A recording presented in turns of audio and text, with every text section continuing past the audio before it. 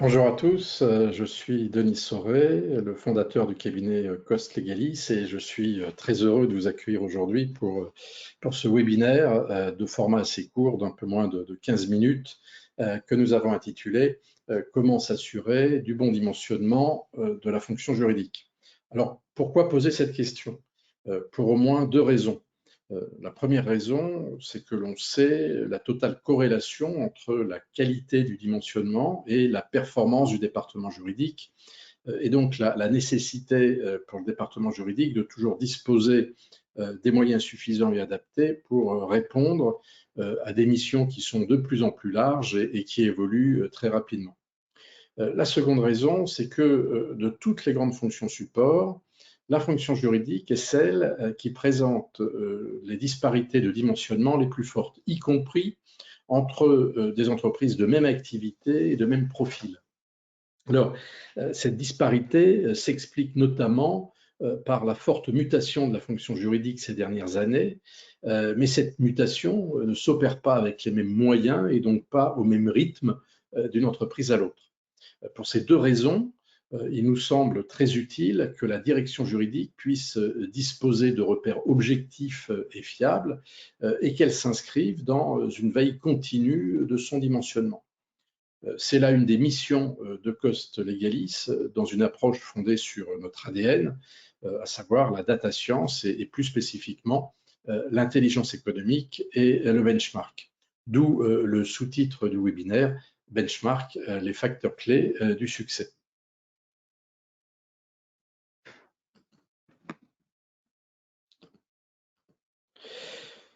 La notion de benchmark a été un peu galvaudée ces dernières années et il faut bien reconnaître que le terme même de benchmark est un peu utilisé à toutes les sauces. Mais fondamentalement, le benchmark est une démarche scientifique et appliqué au dimensionnement de la fonction juridique, il se révèle être un levier extrêmement puissant qui va fournir des référentiels de marché, des données d'évaluation et d'étalonnage et permettre non seulement d'améliorer ou d'optimiser l'organisation, mais également, le cas échéant, de démontrer tout l'intérêt que peut avoir l'entreprise à investir davantage dans la fonction juridique, ce qui peut être particulièrement utile dans un contexte de budget contraint. Mais comme je le disais, le benchmark est une démarche scientifique qui repose donc sur un certain nombre de règles et pour être pleinement efficace, le benchmark doit réunir trois facteurs clés de succès. Le premier facteur de succès, c'est l'exigence de ciblage et de segmentation des données. Vous le savez bien, les besoins juridiques peuvent être extrêmement différents d'une entreprise à l'autre et davantage que pour d'autres fonctions support, le dimensionnement de la fonction juridique est directement impacté par le secteur d'activité de l'entreprise. Ainsi, les activités réglementées ont des besoins spécifiques, le volume contractuel est supérieur dans le B2B que dans le B2C. Certaines activités ont une propension plus importante à générer du contentieux, etc. On pourrait ainsi multiplier les exemples. Mais d'autres facteurs que le secteur d'activité impactent également le dimensionnement juridique, comme le nombre de filiales ou la part d'activité internationale, par exemple. Compte tenu de cette hétérogénéité, la démarche de benchmark ne peut pas s'envisager autrement qu'à isopérimètre, c'est-à-dire circonscrite à des profils qui présentent une même nature de besoins juridiques.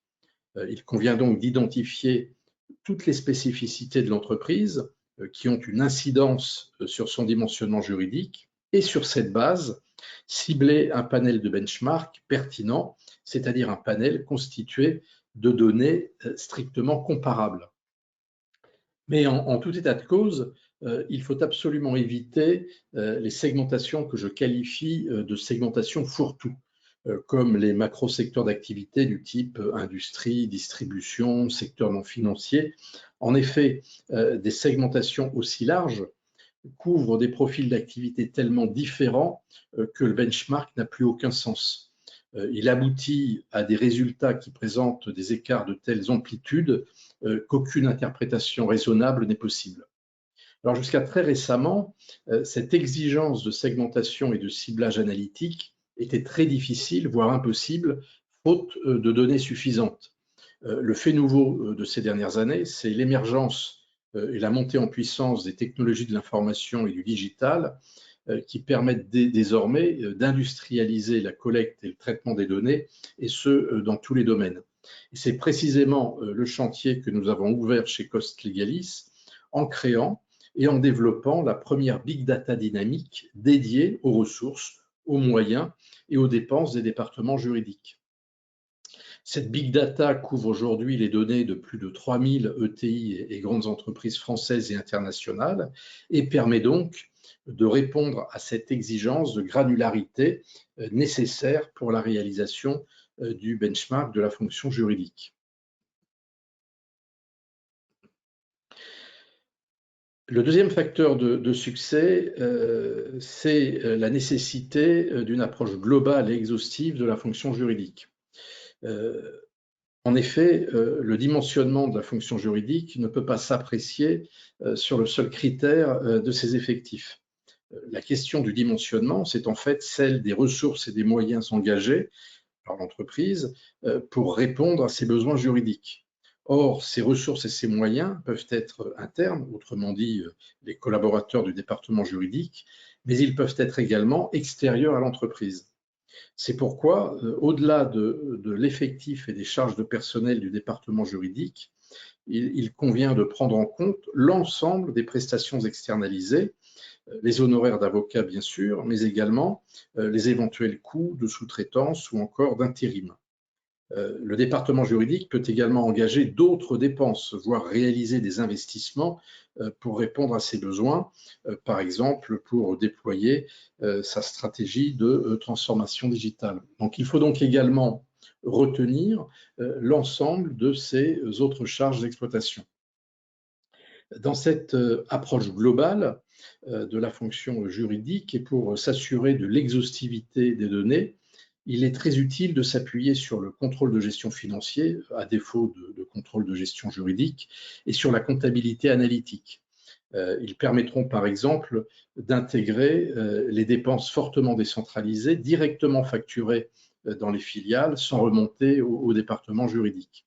De façon générale, toutes les refacturations internes qui ne pèsent pas sur le budget du département juridique doivent néanmoins être prises en compte dans la mesure où elles traduisent des dépenses qui participent à la couverture du besoin juridique global de l'entreprise. Le troisième facteur clé de succès tient à la qualité des indicateurs. L'objectif du benchmark de dimensionnement est de fournir à la direction juridique des éléments d'évaluation à la fois sécurisés et exploitables. Il est donc essentiel de s'assurer de la fiabilité des résultats obtenus au travers des indicateurs les plus pertinents possibles. En premier lieu, les indicateurs de gestion, ce sont ceux qui permettent de mesurer, d'évaluer les effectifs, les budgets, les dépenses. Ce sont donc des indicateurs quantitatifs. Pour une meilleure pertinence de ces indicateurs de gestion, il est préférable de substituer au chiffre d'affaires comme valeur de référence de l'entreprise d'autres référentiels plus représentatifs, et en particulier la valeur ajoutée qui exprime beaucoup mieux que le chiffre d'affaires la création de richesse ou de valeur, et qui, de ce fait, est une bien meilleure traduction de l'activité de l'entreprise. Il est également très utile de multiplier ces indicateurs de façon à pouvoir croiser les résultats. En effet, un nombre insuffisant d'indicateurs ou des indicateurs trop macro ne permettent pas une évaluation suffisamment précise de la fonction. Par ailleurs, c'est souvent la multiplication des indicateurs qui permet de mettre en lumière la convergence de signaux faibles, très utiles dans l'interprétation des résultats. Alors, si ces indicateurs de gestion permettent une analyse précise des effectifs et du budget de la fonction juridique, ils ne traduisent pas en revanche son activité réelle. Pour apprécier le niveau de performance de la fonction juridique, il est nécessaire de rapprocher les ressources et les dépenses mesurées à des indicateurs d'activité, là aussi les plus pertinents selon le profil de consommation juridique de l'entreprise. le volume de M&A en nombre et en valeur, le nombre de contrats gérés, l'activité contentieuse, etc. Ces indicateurs d'activité sont donc des indicateurs qualitatifs qui permettent de mettre en perspective et de donner du sens aux indicateurs de gestion. Ils peuvent d'ailleurs confirmer ou infirmer l'interprétation brute des indicateurs de gestion. Ainsi, un surdimensionnement apparent de la fonction juridique sur tel ou tel sujet pourra être justifié par un volume d'activité supérieur à celui constaté pour le même sujet dans le panel de benchmark. Lorsque ces trois facteurs clés de succès sont réunis, le ciblage et la segmentation analytique, l'approche globale et exhaustive de la fonction et la combinaison d'indicateurs qualitatifs et quantitatifs, eh bien, le benchmark prend toute sa dimension et garantit un processus d'évaluation de la fonction juridique d'une grande fiabilité. Ce processus s'articule le plus souvent en trois étapes. Une première phase de collecte et d'intégration des données tant internes qu'externes, une deuxième phase qui correspond au diagnostic stricto sensu, les mesures, les analyses, la visualisation des écarts de dimensionnement de la fonction juridique, et ce pour chaque segment d'analyse. Et la dernière phase est celle de la synthèse des enjeux et des recommandations qui y sont associées. Alors, quels bénéfices pouvez-vous tirer d'une telle démarche d'évaluation fondée sur l'intelligence économique et le benchmark? En premier lieu, elle permet bien sûr de répondre à la question posée en ouverture et d'étalonner le dimensionnement de la fonction juridique. Mais par ailleurs, cette démarche d'évaluation vous apporte également tous les référentiels utiles pour pouvoir défendre ou obtenir les moyens et les ressources nécessaires à la mission de la fonction juridique. Elle permet également d'alimenter votre réflexion en termes d'organisation et de faciliter vos choix et votre prise de décision grâce à des données objectives. Enfin, l'identification des axes d'amélioration va vous permettre de prioriser les actions à mettre en œuvre et de définir de façon beaucoup plus efficace les plans d'amélioration de votre performance.